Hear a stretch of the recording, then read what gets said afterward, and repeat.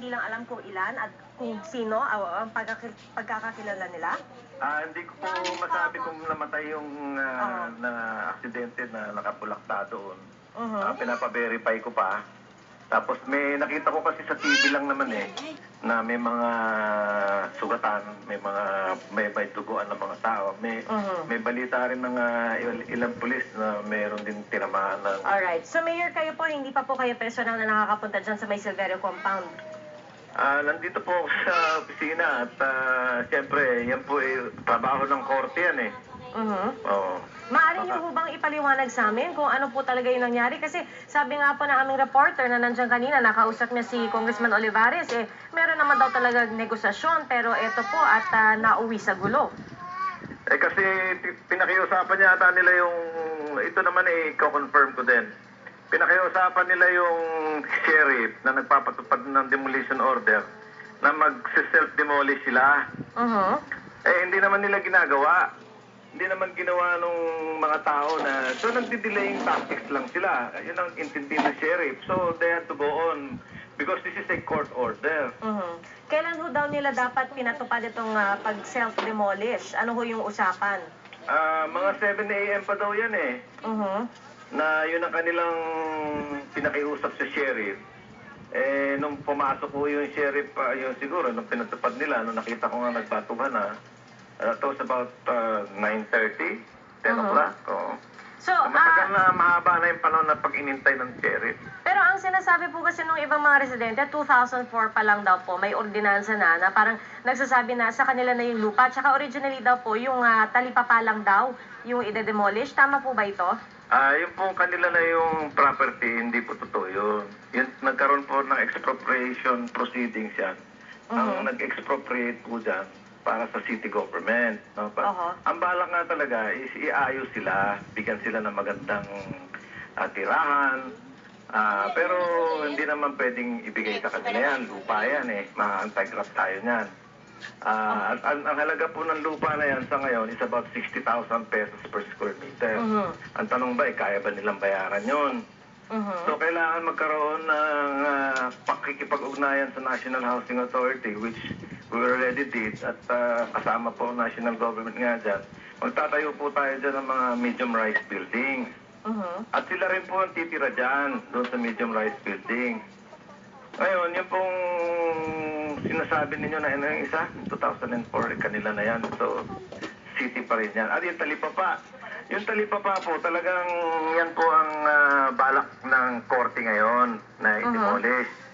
Kasi nga, ayaw mo nang galawin ng korte yung mga residential areas kasi merong programa, may project ng housing. So pagka giniba mo yung mga tao, ang bahay nila, saan sila titira? Wala pa namang nagagawang temporary housing ang city government. Although may lupa na kami kung saan sila dadalhin. Sa loob din parang Parañaque.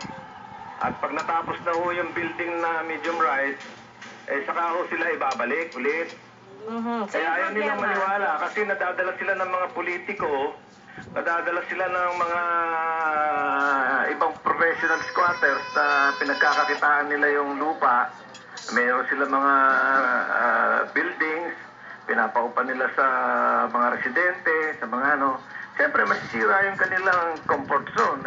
Mga tao naman, madaling maniwala. Siyempre, Mayor, very vulnerable sila. Mayor, linawin ko lang po, yung sinasabi niyong mid-rise buildings, lahat ng mid-rise buildings na yan para lang sa mga residente ito. Tama po ba? 28,000 yung mga residente dyan? At lahat ng mid-rise building para lang sa kanila?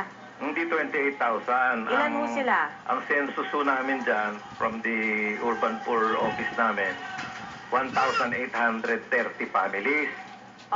So ilang tao po yun, yung 1,830 families? Talagay mo na tiga-apat bawat isang pamilya di 7,200 lang yun. Palagay mo ng 10,000 people. So kaya-kaya po yan, nakwenta na po namin yan, napagplanuhan na namin yan, kayang-kaya po yan, ipasok sila doon sa 3 hectares property na itatayo ng NHA doon sa bandang likuran. Pero yung kapag nilagay sila doon sa mid-rise building, may babayaran pa po sila doon. Siyempre, wala naman pong libre. Pero Oho. At ang nirereklamo nila, saan sila socialized titira cost. habang ginagawa yon? Tama po ba? Pardon me? Ang nirereklamo po kasi nila, saan sila titira habang ginagawa yon? Tama po ba? Oo, meron po kaming pinagandaan na po namin yan. Napagplanuhan na namin. Meron kaming 1 hectare property. Tatayuan po namin ng temporary housing. Lipat muna sila doon, tapos tatayuan. Yung kanilang inalisan, tatayuan ng medium rise buildings.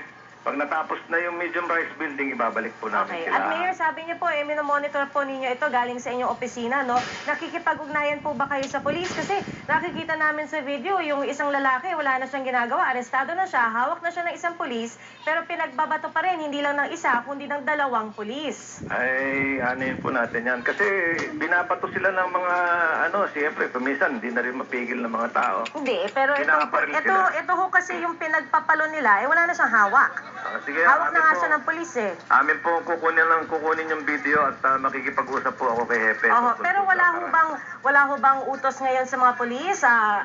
Siyempre, mukhang hindi na ito maximum tolerance, di po ba? So, ano yung utos ngayon sa mga polis? maximum tolerance pa din.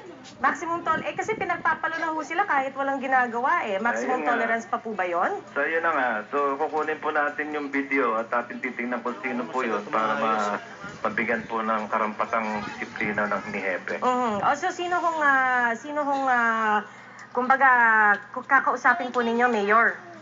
Si Hepe po, police chief namin. Oo. Alright. Sasabihin po namin ng maximum tolerance, tuloy pa rin. Kasi yun ang talagang usapan. Meron ho ba kayong gustong sabihin, mensahe po sa mga residente po ninyo na nandyan ngayon? Opo. Ito po si Mayor Bernabe. Maniwala po kayo na itutuloy namin yung housing project dyan. Meron na po kaming pakikipag-ugnayan at na-approve na ho ng National Housing Authority na magtayo ho kami ng initially 10 buildings para po doon sa initial group na at meron po kaming housing, temporary housing, ilalagay muna natin yung mga kababayan natin doon. At pag natapos na yung building, ay sila po ay babalik na dyan po sa MRB, Medium Rise Building. At kami po ay paniwalaan nila at wag po silang maniwala sa mga sulsul na mga nakikinabang na mga tao dyan dahil sa sila ay mga negosyante, kumikita sila sa pagpapaupa at yung pang mga ibang mga politiko na gusto po sumakay sa issue. This is a legitimate government project and the only objective of the city, the mayor, is to improve their quality of life. At hindi po balak silang bigyan ng malaking problema sapagkat if ever I do that, it will also redound to me as it becomes my problem also. Kung sa kailangan iayos sila ng mabuti. Problema, hindi sila naniniwala, madali silang masulsulan, very vulnerable sila. Naiintindihan ko naman sila dahil siyempre yung fear nila na hindi. Marami na kasi mga politiko nakaraan dyan na puro pangako ng ginagamit lang sila sa politika eh. So, Mayor, tingin nyo ginagamit to in time na rin for the elections? Yes. Yes. One year na lang election na. Sa October, paila na ng candidacy. Ano po ba yan? Pag nakakita kayo ng politiko dyan, Alright. tumatakay po sila sa issue. Alright, well, Mayor Bernabe, maraming salamat po sa inyong oras at makikibalita po ulit kami sa inyo. Magandang tanghali po sa inyo para niya kay Mayor Florencio June Bernabe. Opo. Samantala